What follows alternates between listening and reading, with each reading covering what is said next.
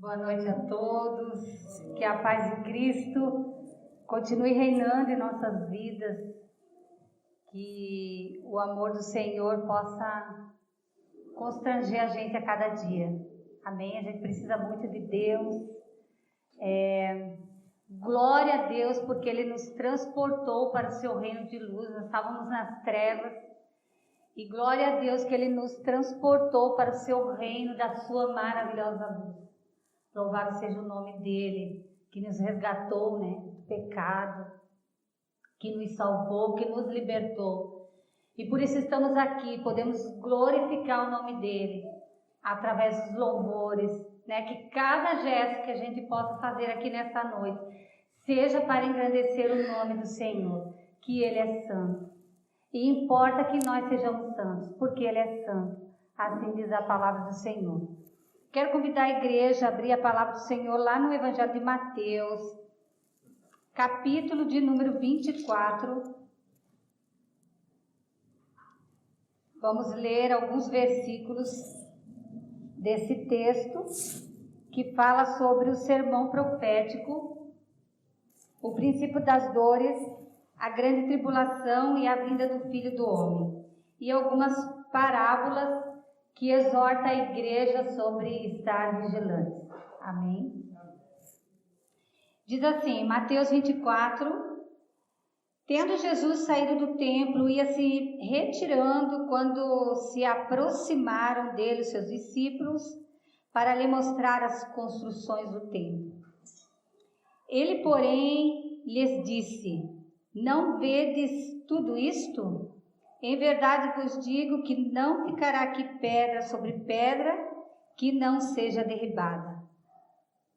No Monte das Oliveiras achava-se Jesus assentado quando se aproximaram dele os discípulos, em particular, e lhe pediram, dize-nos quando sucederão essas coisas e que sinal haverá da tua vinda e da consumação dos séculos? E ele lhe respondeu, vede que ninguém vos engane, porque virão muitos em meu nome dizendo, eu sou o Cristo, e enganarão a muitos. E certamente ouvireis falar de guerras e rumores de guerras.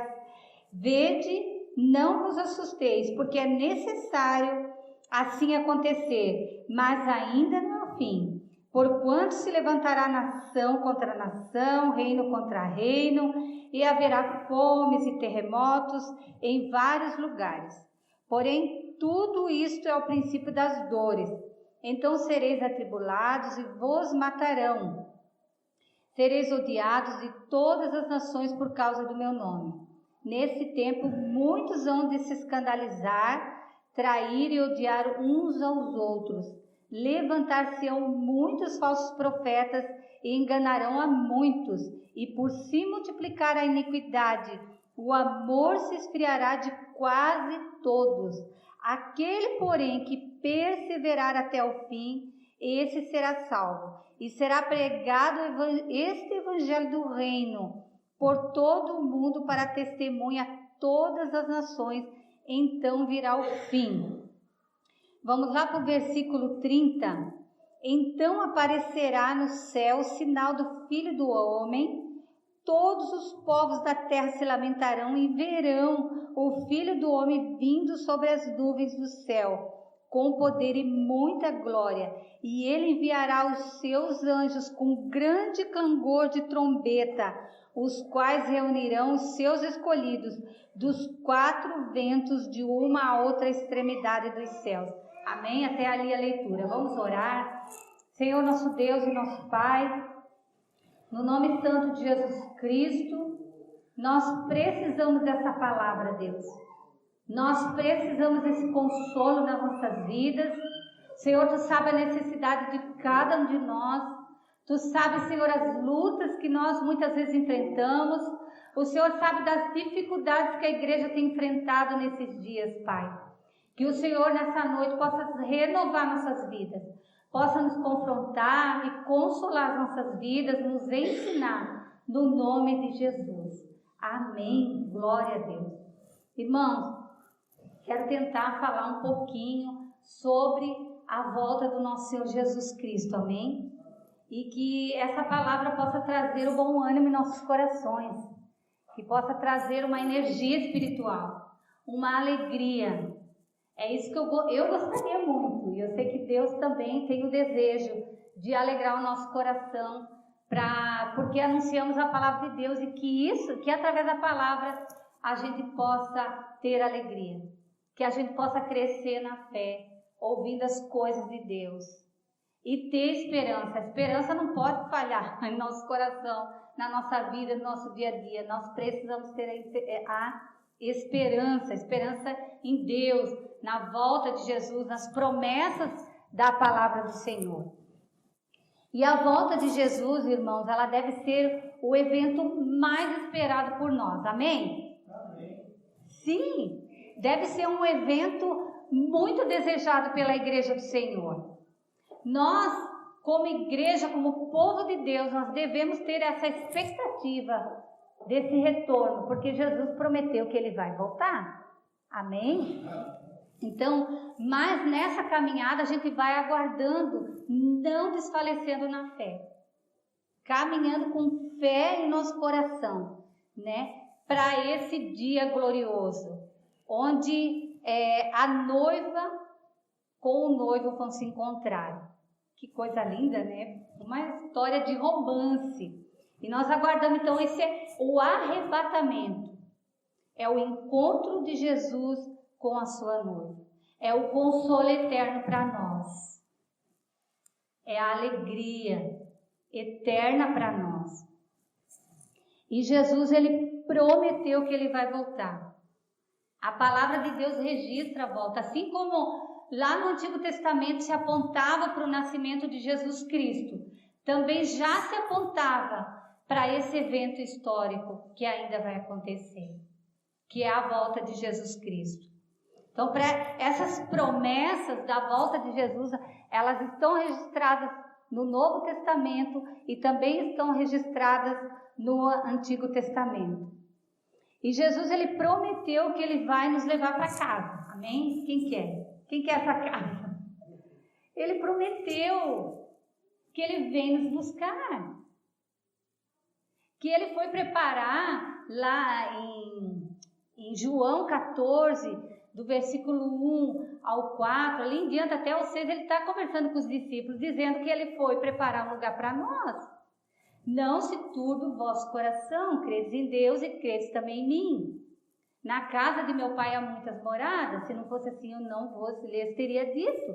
Eu vou preparar-vos lugar.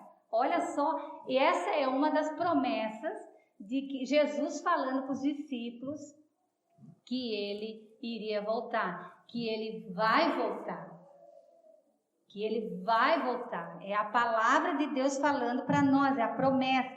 Lá em Atos dos Apóstolos, na ascensão do nosso Senhor Jesus Cristo, quando Jesus sobe aos céus para se assentar à destra do Deus Pai Todo-Poderoso, os anjos anunciaram ali que Jesus iria voltar.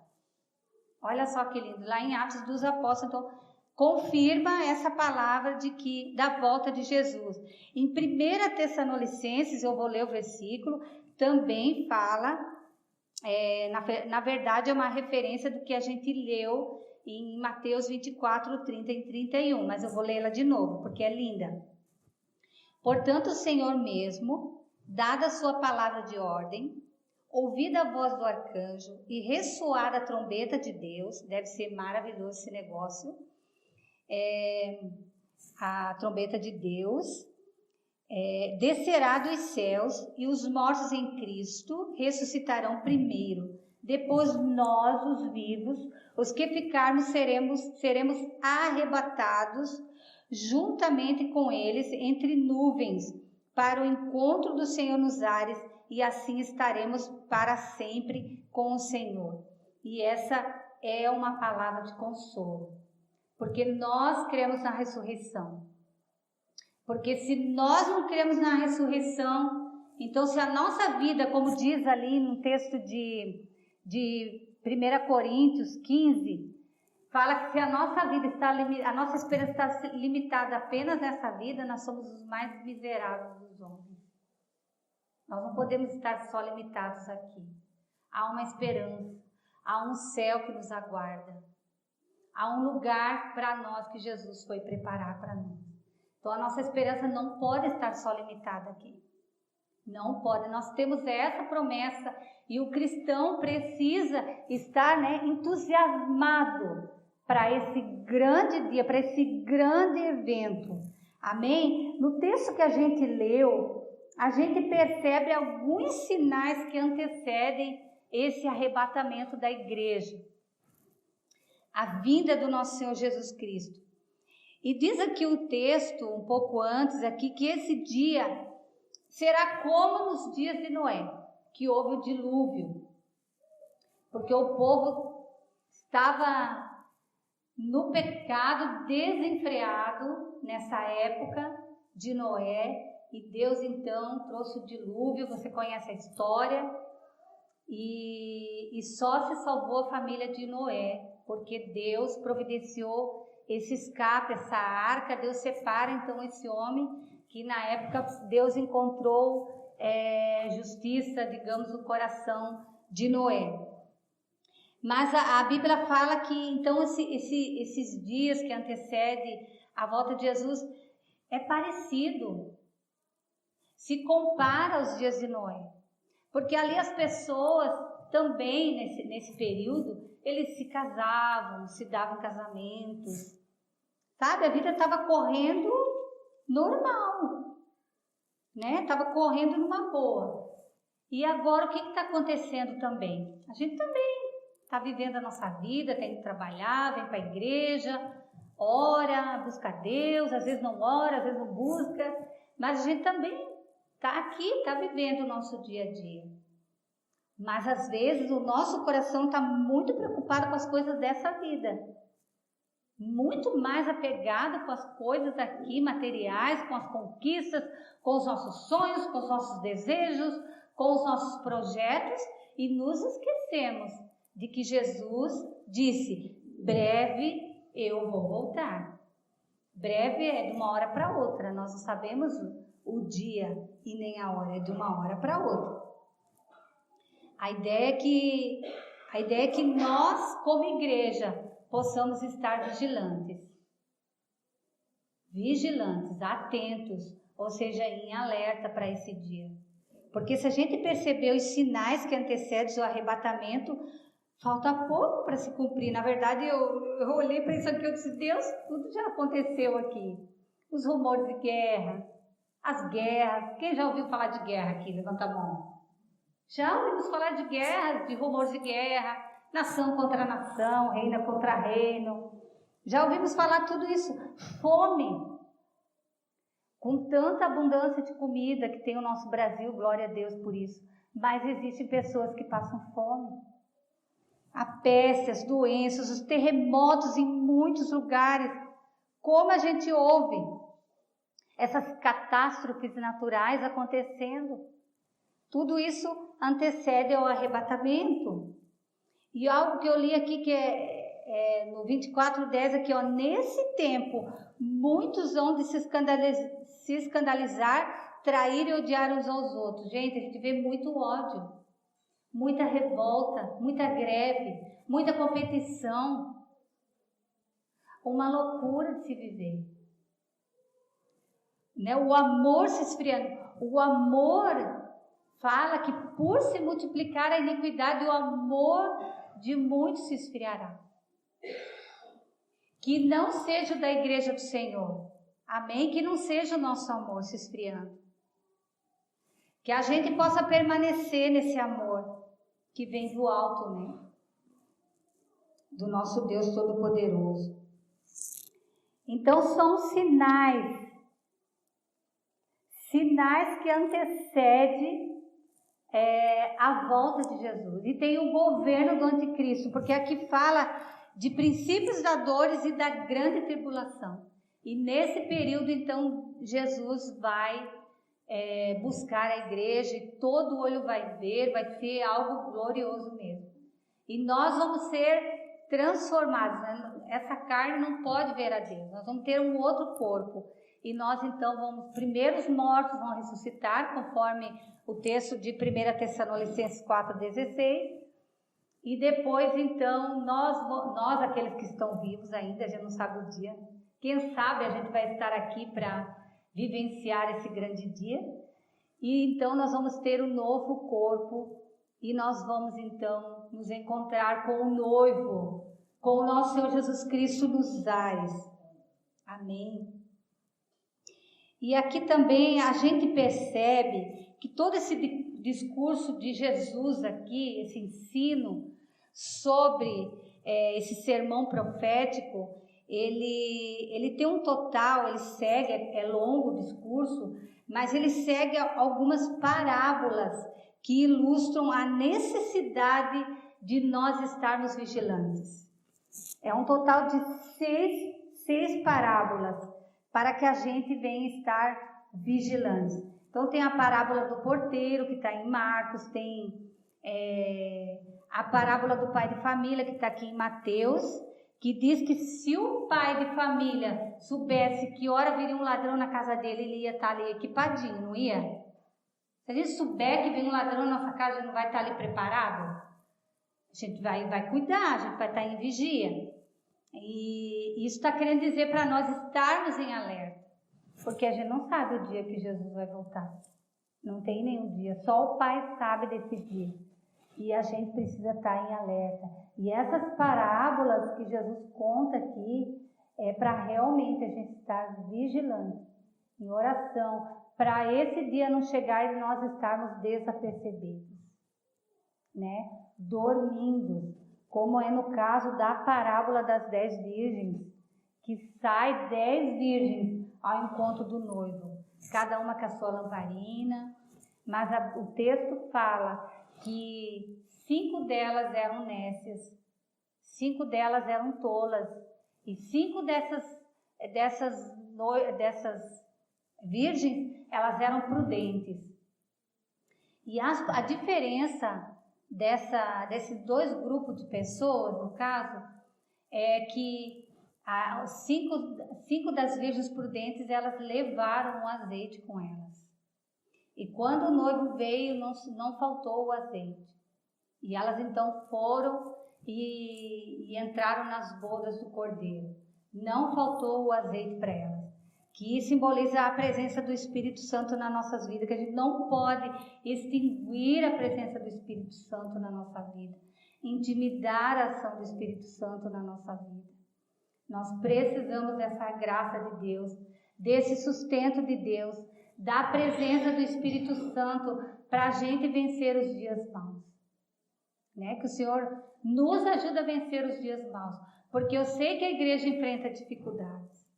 Nós enfrentamos as dificuldades, mas nós não podemos deixar de buscar e de acreditar no que a Bíblia fala para nós. Porque Jesus fala que passará os céus e a terra, mas as minhas palavras não vão passar. Quando Jesus está contando, quando Jesus está falando sobre esse sermão profético, ele fala no 24:35, passará o céu e a terra, porém as minhas palavras não vão passar, não passarão. E diz assim, mas a respeito daquele dia e hora ninguém sabe, nem os anjos do céu e nem o Filho, senão o Pai. E a gente vê o quanto Deus chama a nossa atenção. Eu fiquei impressionada como Jesus está chamando nós para ter essa noção, para sermos cristãos prudentes, estarmos cuidando, né? Sermos pessoas precavidas, preparadas, né? Preparadas para se encontrar com o noivo, se apoiar nas promessas de Jesus, estar com Jesus, se apoiar naquilo que Ele tem falado para nós. E todos os domingos aqui é pregado sobre isso, sobre nós nos fortalecermos no Senhor, sobre nós anunciarmos a palavra de salvação para as outras pessoas, sobre nós sermos cheios de azeite, de unção do Espírito Santo, da graça do nosso Deus, para não só para guardar isso para nós, mas para passar, para evangelizar para os outros povos também, para aqueles que ainda não conhecem aquilo que Jesus fez por nós.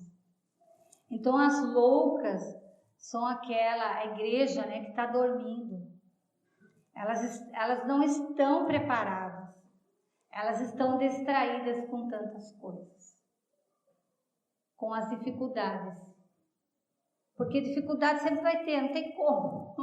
Eu ainda não vivi uma vida, claro que a gente recebe muitas bênçãos de Deus, louva a Deus por tantas vezes que Deus ouviu a minha oração. Eu sou grata a Deus, porque na sua grande misericórdia Ele ouve a gente. Né? Ele pede para que a gente ore, para que a gente não deixe de orar, para que a gente insista, para que a gente venha pedir, para que a gente venha buscar, para que a gente venha bater. Isso é insistência, isso é não deixar de orar, é ser perseverante na oração. Então as virgens loucas, elas ficaram para trás, porque Jesus disse assim: eu não conheço vocês. Mais tarde chegaram as virgens nécias, clamando: Senhor, Senhor, abre-nos a porta. E olha o que o Senhor respondeu. Mas ele respondeu: em verdade vos digo que não vos conheço. Vigiai, pois, porque não sabeis o dia nem a hora. Em 1 Tessalonicenses 5,4 diz assim: mas vós, irmãos, não estáis em trevas, para que esse dia como ladrão vos apanhe de surpresa. Povo de Deus, Jesus já fez tudo por nós. Já fez tudo por nós. Então, para que a gente vai viver uma vida de iniquidade e de pecado? Viver uma vida de qualquer maneira. A gente precisa prestar nossas contas diariamente, praticamente, porque nós vacilamos. Muitas vezes erramos. E daí também tem a parábola da figueira, que também é uma exortação à vigilância. Assim como a figueira, né, vai apontando seus ramos, as folhas novas, ela vai anunciando essa nova estação. Jesus também está querendo dizer para nós: olha tudo, né, que está acontecendo. Daí vocês podem pensar: mas e a perseguição dos cristãos? Gente, na época que nós vivemos tem muita perseguição. Até mais do que o tempo de Paulo.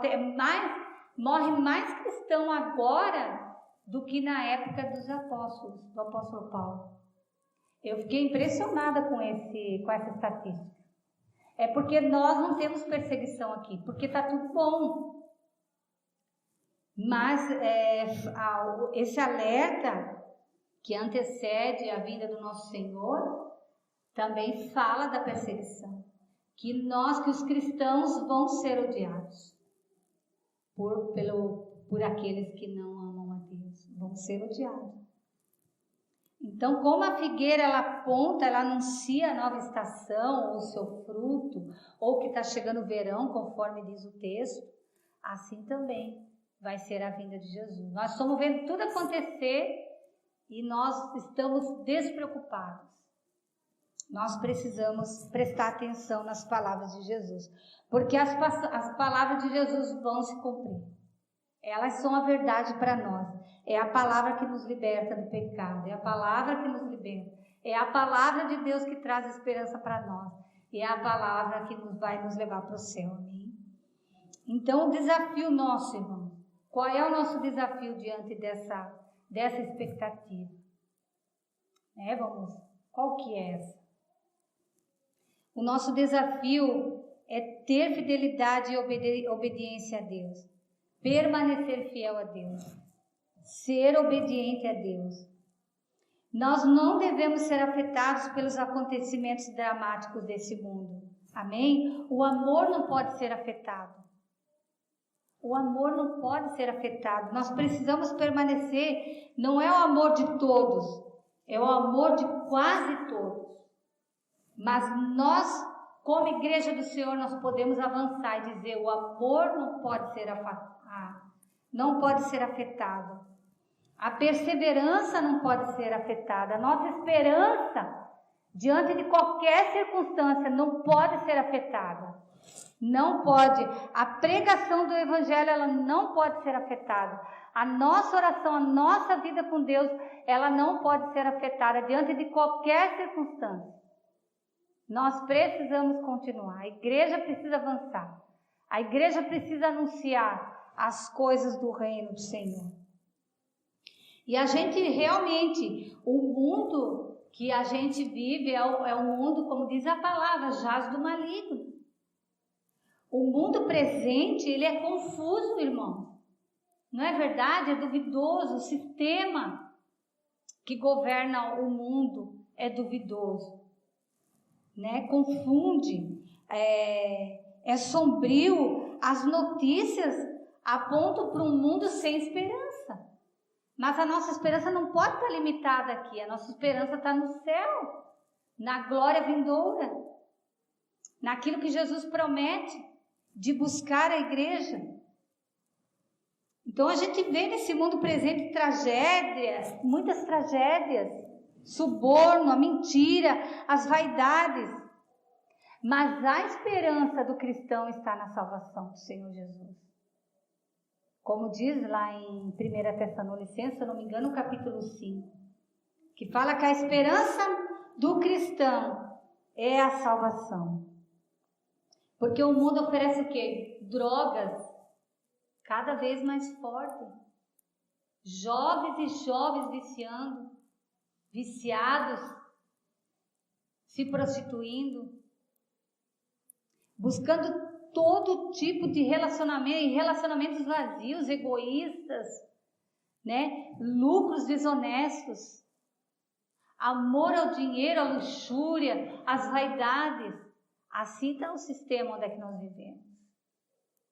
E se nós não estivermos vigilantes, nós caímos nessas armadilhas, nas vaidades que o mundo tem oferecido para nós. Romanos 8, 22, 23 diz que a natureza geme e sente dores de parto. Nós também gememos e aguardamos a redenção do nosso corpo. Não devemos nos preocupar com datas, mas com a nossa santificação. Às vezes é sair daqui desesperado. Quando será esse dia? Orar para que Deus nos ajude, para que a gente esteja preparado para esse grande dia. Não deve a gente sair daqui agora com medo, mas com temor, com reverência ao anúncio de Jesus, a esse sermão profético, com reverência, com alegria. A gente deve ir para casa com alegria no nosso coração, anunciar isso para as outras pessoas. Jesus está voltando. Porque isso deve ser o consolo aos nossos corações, às nossas vidas, num mundo tão tumultuado, onde pessoas estão tão doentes, tão sofridas. Essa é a nossa esperança, nossa alegria. Então precisamos nos dedicar à obra do Senhor, a dar um bom testemunho, né? A santificação, sermos sóbrios, vigilantes, cheios do Espírito Santo, ter fé, crer no Senhor Jesus Cristo. E para encerrar, quem que vai participar do arrebatamento da igreja? Quem vai participar? Os que receberam o Senhor Jesus como Senhor e Salvador de suas vidas. Esses vão participar do arrebatamento da igreja.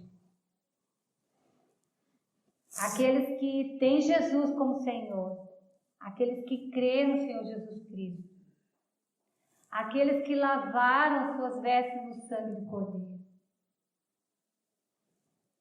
aqueles que se apoiam na cruz de Cristo, aqueles que creem em Jesus, que amam a Deus, que creem nesse grande amor, que Deus amou o mundo de tal maneira que deu seu Filho unigênito, para que todo aquele que nele crê não pereça, mas tenha vida eterna. Então, quem vai participar do arrebatamento? É uma pergunta que a gente pode fazer para nós. Eu tenho Jesus como Senhor da minha vida? Eu creio no Senhor Jesus. Eu amo Jesus. Ó, o Lucas levantou a mão.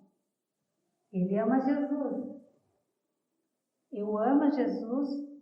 Eu amo a Deus acima de todas as coisas. Ou o meu amor está alicerçado nas coisas aqui do mundo. Ou eu amo mais os prazeres aqui no mundo do que a Deus. O que tem influenciado a minha vida?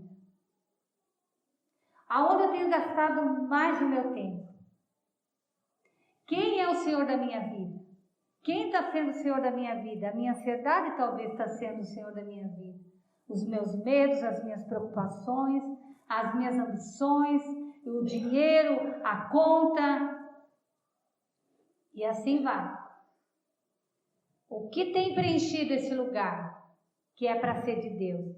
Deus nos quer por completo.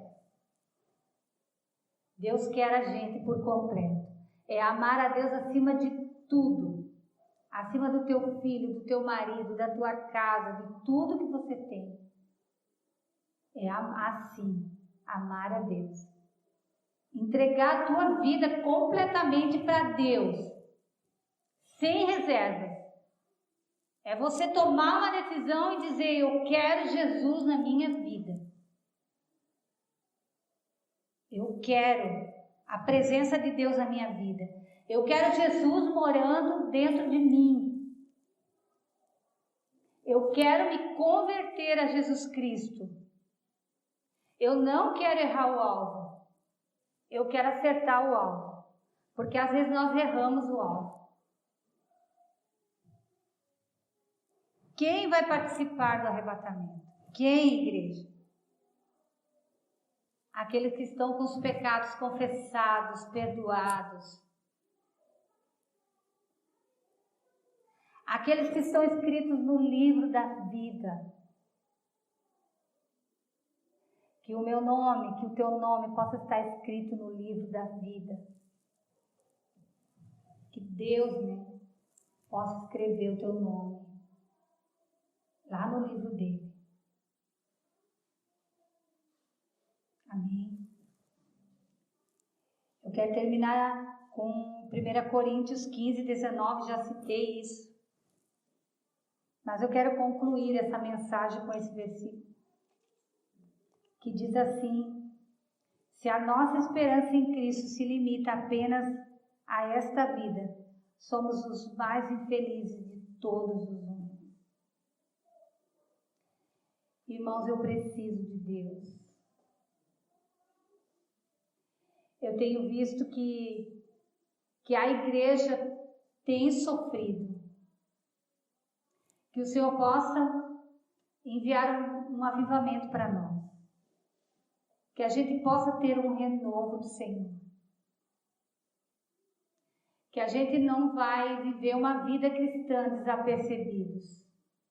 Como as virgens loucas, que não tinham unção, que não tinham a graça de Deus, que não estavam perseverantes, que não estavam precavidas.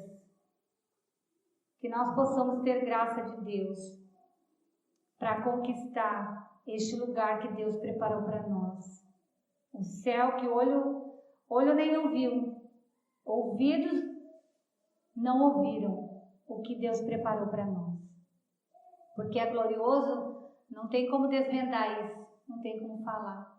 E é pela fé que a gente chega lá. Amém? É pela fé. É não se turbe o vosso coração. Credes em Deus, credes também em mim. Jesus falou isso. Então, irmãos, sair daqui essa noite com alegria, com entusiasmo em nosso coração, temendo ao Deus Todo-Poderoso. Ou nós servimos a Deus ou nós servimos a Satanás. Ou nós vamos para o céu ou nós vamos para o inferno. Não tem um segundo termo, senão eu acho que um monte de gente ia estar nesse meio termo. Mas não tem. Não tem, irmão. É céu, que é a eternidade com Deus, ou é o inferno, que é uma eternidade sem Deus. E aqui a Bíblia fala que é um ranger de dentes. É um lugar de tormento. É um lugar que a gente também não tem ideia, mas fala que é um lugar terrível. Que Deus possa ter misericórdia das nossas vidas, que nós possamos alegrar. Alegre teu irmão com essa palavra. Jesus está voltando. Jesus está voltando e nós precisamos falar para as pessoas que Jesus está voltando, que Ele já fez tudo por nós, que Ele já morreu no meu lugar, Ele pagou o preço do meu pecado, Ele levou na cruz do Calvário.